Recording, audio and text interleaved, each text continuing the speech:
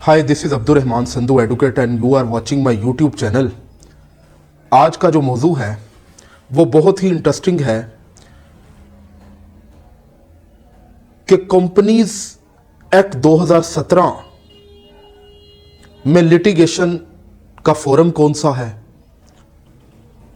और companies act 2017 से पहले कंपनीज ऑर्डिनेंस 1984 में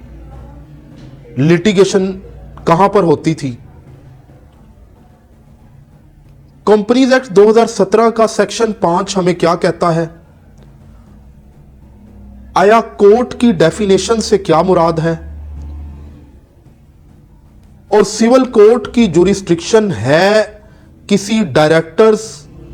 के शेयर होल्डिंग के डिस्प्यूट में या किसी भी किस्म के डिस्प्यूट जो कि कंपनीज एक्ट 2017 में फॉल करता है।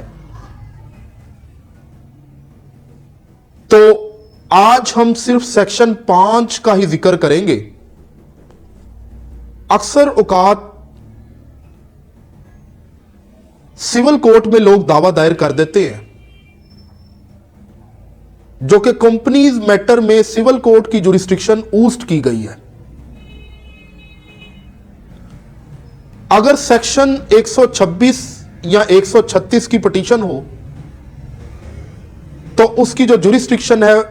वो companies bench Lahore high court है और हाई कोर्ट का सिंगल बेंच इसे एम्पावर है कि इसे सुन सकता है। अगर 186 की फ्रॉडुलेंट एक्टिविटीज है, डायरेक्टर्स के दरमियान डिस्प्यूट है, तो आपका जो डिस्प्यूट है वो कंपनीज एक्ट 2017 के तहत वो हाई कोर्ट का सिंगल बेंच यानी कंपनी जज सुनेगा। अगर इन्वेस्टिगेशन अंडर सेक्शन 256 है तो वो इन्वेस्टिगेशन के मैटर को हाई कोर्ट का कंपनी बेंच सुनेगा। Section 2 sub section 23 of the companies act 2017 हमें यह बताता है कि court means company bench of Lahore high court. के कोर्ट किसे कहेंगे? Company bench of Lahore high court को। और सेक्शन 5 कंपनीज एक्ट 2017 का हमें यह बताता है कि सिविल कोर्ट की जुरिस्डिक्शन ऊस्टर है और आपने केस कहां फाइल करना होता है और कंपनी बेंच हर प्रोविंस के हाई कोर्ट में जो चीफ जस्टिस है वो अपॉइंट करेंगे। वो 1 या 2 या 4 बेंच भी हो सकते हैं। और इसके अलावा रजिस्टर ऑफिस अगर कंपनी का हो लाहौर में और बाकी ऑफिस दूसरे शहरों में हो तो कंपनीज एक्ट 2017 हमें यह बताती है कि आपने जो केस फाइल करना है वो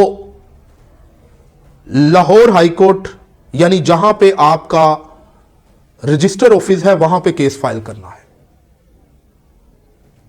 पाकिस्तान में कारोबार करते हुए अक्सर औकात डायरेक्टर्स के दरमियान डिस्प्यूट अराइज हो जाता है। तो उस डिस्प्यूट के सिलसिले में अगर आपकी प्राइवेट लिमिटेड कंपनी है मिसाल के तौर पर, तो securities and exchange commission of Pakistan एक अदारा है जो आपको रेगुलेट करता है। अब उस अदारे के जरिए आपने एससीसीपी को पार्टी बनाते हुए कंपनी बेंच में केस फाइल करना होता है। आइए सेक्शन 5 को रीड करते हैं। Section 5 jurisdiction of the court and creation of benches के बारे में है कि कोर्ट से मुराद मैंने अभी सेक्शन 2 सब सेक्शन 23 का हवाला दिया। अब जुरिस्डिक्शन के बारे में जो क्लॉज 1 है, जो सब सेक्शन 1 है, वो कहता है the court having jurisdiction under this act shall have high court having jurisdiction in the place at which the register office of the company situate. कि अभी मैंने बताया कि जहां पे रजिस्टर ऑफिस सिचुएट करता है वहां पे हाई कोर्ट का जो सिंगल बेंच है वो कंपनी बेंच आपके केस की समाअत करेगा। Subsection 2, notwithstanding anything contained in any other law, no civil court as provided in the Code of Civil Procedure 1908 or any other court shall have jurisdiction to entertain any suit or proceeding in respect of any matter which the court is empowered to determine by or under this act। यानी गलती से civil court में दावा दायर कर दिया तो civil court order 7 rule 10 के तहत वो रिटर्न कर सकती है, या ऑर्डर 7 रूल 11 के तहत सूट बार्ड बाय लॉ कर सकती है, क्योंकि ये ऊस्टर क्लॉज है कि लॉ में एक्सप्रेसली सिविल कोर्ट की जुरिस्डिक्शन को ऊस्ट कर दिया गया है। इसके अलावा वाइंडिंग अप के मैटर्स में सेक्शन 5 सबसेक्शन 3 हमें यह बताता है कि for the purpose of jurisdiction to wind up companies the expression registered office means the place which has longest been the registered office of the company during the 180 days immediately preceding the presentation of the petition for winding up। कि court में winding up की petition आ गई है और petition के तहत अगर वो जो प्रेस्क्राइब टाइम जो लॉ में दिया गया है 180 डेज, अगर रजिस्टर ऑफिस,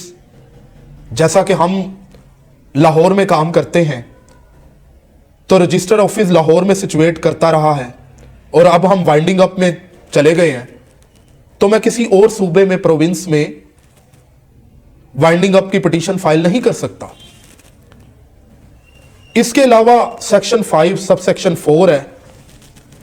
कहता है कि there shall be each in high court 1 or more benches permanent basis each to be known as the company bench to be constituted by the Chief Justice of the High Court to exercise the jurisdiction vested in the High Court under this Act। यानी कि high court के chief justice को इख्तियार दिया गया है कि वो कंपनी बेंच को क्रिएट करेंगे अगर उन्होंने एक से ज्यादा बेंचेस क्रिएट करने हैं, और आगे ये प्रोवाइड किया गया है कि provided that benches constituted under the companies ordinance 1984 shall continue to function accordingly unless otherwise notified by the respective Chief Justice of the High Court। कि यानी कि कंपनीज ऑर्डिनेंस 1984 के तहत जो कंपनी जजेस काम कर रहे हैं वो काम करते रहेंगे जब ये कंपनीज एक्ट 2017 आया, अनटिल एंड अनलेस अगर हाई कोर्ट कोई नया नोटिफिकेशन जारी करे। हमारे लाहौर हाई कोर्ट में एक कमर्शियल ब्रांच मुख्तस कर दी गई है, वो कंपनी पिटीशन को वसूल करती है और कंपनी पिटीशन के जवाबात को वसूल करती है, मुख्तलिफ पिटीशन को वसूल करती है, और वो काम करती है कंपनी बेंच के डिसिप्लिन के तहत, यानी रजिस्ट्रार के डिसिप्लिन के तहत। कंपनीज एक्ट 2017 के हवाले से आपका कोई क्वेश्चन हो तो आप मुझे कमेंट बॉक्स में पूछ सकते हैं, या स्क्रीन पर मेरा नंबर है, मुझे व्हाट्सएप पर राब्ता कर सकते हैं। अगर आपको यह वीडियो अच्छी लगे तो ये वीडियो को लाइक करें और मेरे चैनल को सब्सक्राइब करें ताकि मजीद इस तरह की वीडियोस आप तक पहुंचती रहे, और कंपनीज एक्ट 2017 के हवाले से मजीद वीडियोस आप मेरे चैनल पे जरूर देखें।